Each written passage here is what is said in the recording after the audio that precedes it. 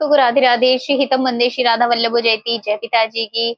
अभी जो हम गरुड़ पुराण का पाठ कर रहे हैं, तो उसमें अभी 2 वीडियो पहले पोस्ट हुई थी, जिसमें कि हमने नरक के बारे में जानकारी दी थी कि किस व्यक्ति को किस सजा, किस कर्मों के कारण नरक में सजा दी जाती है। रौरव और महारौरव 2 नरकों के बारे में बताया था, और 2 नरकों के से रिलेटेड ही हम वीडियो पोस्ट कर रहे हैं, क्योंकि फिर लॉन्ग वीडियो काफी अधिक हो जाती है, तो एक बार में हम सारे नरकों के बारे में नहीं बता पाएंगे। तो इस वजह से 2 नरक के बारे में बता रहे, ताकि विस्तार में और अच्छे तरीके से पता चल सके सभी भक्तों को।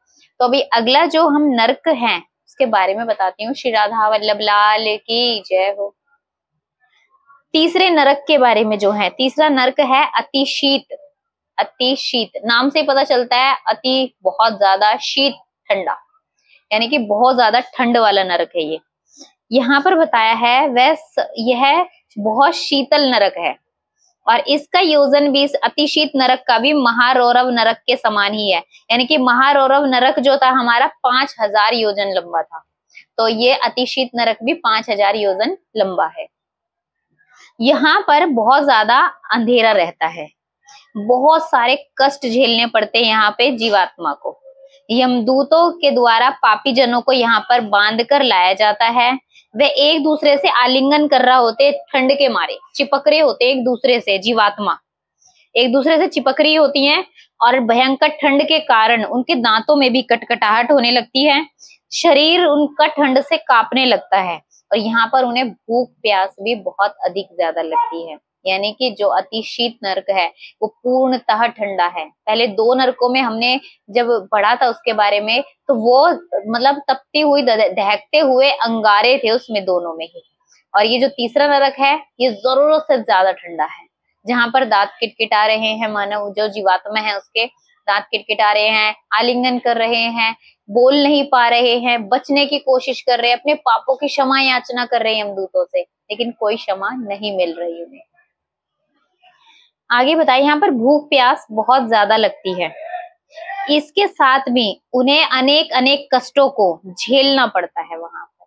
ये तो है ही, लेकिन जो वहां पर उनको यमदूत पीट रहे हैं, मार रहे हैं उन्हें, वो भी है। ये नहीं है कि सिर्फ ठंड में कड़कना, नहीं, चाहे वो कितने भी नरकों से गुजरेंगे, सभी में यमदूत उनकी पिटाई भी करते हैं, मारते भी है जीवात्मा को। आगे कहा गया है वहां हिमखंड का वहन करने वाली वायु भी चलती है। यानी कि एक तो ठंडी जगह, दूसरा हवाएं भी ठंडी ठंडी चल रही हैं, जहां से और ज्यादा ठंड लगती है जीवात्मा को। और ये जो ठंडी हवाएं हैं ये शरीर की हड्डियों को तोड़ देती हैं। वहां जो जीवात्मा है भूख से, जब भूख लगती है तो वो बेचैन होकर अपने ही शरीर का मज्जा, रक्त और गल रही हड्डियों को खाते हैं। पुनः से जब वो खाते हैं, फिर शरीर का निरूपण हो जाता है, फिर दोबारा से शरीर बन जाता है, फिर अपने शरीर को खाते हैं भूख की वजह से।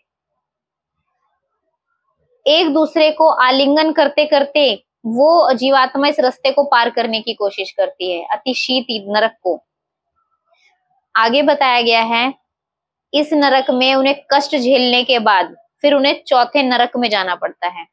आगे बताया गया है ये बहुत सारे कष्ट झेलने के बाद, जिन्होंने बहुत ज्यादा अधिक पाप किए होते हैं, जिस व्यक्ति ने बहुत जरूरत से ज्यादा अपने जीवन में पाप किए हैं, असंख्य पाप, वो निकृंतन नरक में जाता है।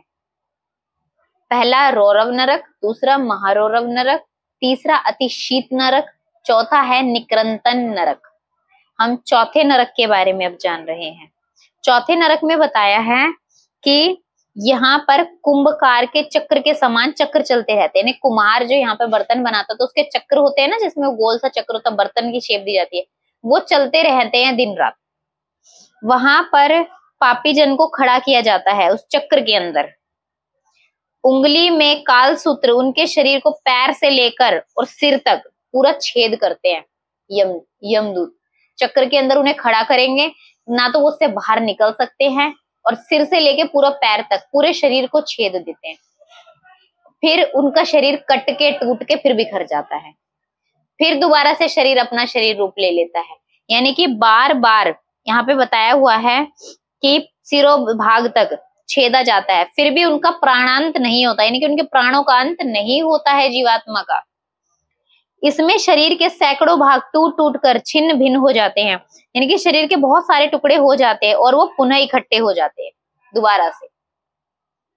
आगे बताया गया यमदूत कई हजार वर्षों तक यहाँ के चक्कर लगवाते हैं, जब तक आत्मा शुद्ध नहीं हो जाएगी तब तक वो हजारों वर्षों तक चक्कर लगाते रहेंगे, और सभी पापों का जब तक विनाश नहीं हो जाएगा तब तक वो इस नरक से बाहर नहीं निकल सकते। यानी कि निरंतर नरक। अभी तक हम 2-3 नरकों के बारे में जो हमने पढ़ा था उसमें जीवात्मा तो है, लेकिन निरंतर नरक में तो इंसान बार बार टूट टूट के छेद कर करके उसका शरीर गिरता है, फिर दोबारा से बनता है, फिर यही स्थिति उसके साथ दोहराई जाती है। और जब तक उसके पापों से उसको मुक्ति नहीं मिल जाती, उसके पापों का नाश नहीं हो जाता जब तक, तब तक उसे इसी नरक में रहना पड़ता है। तो ये है निरंतर नरक।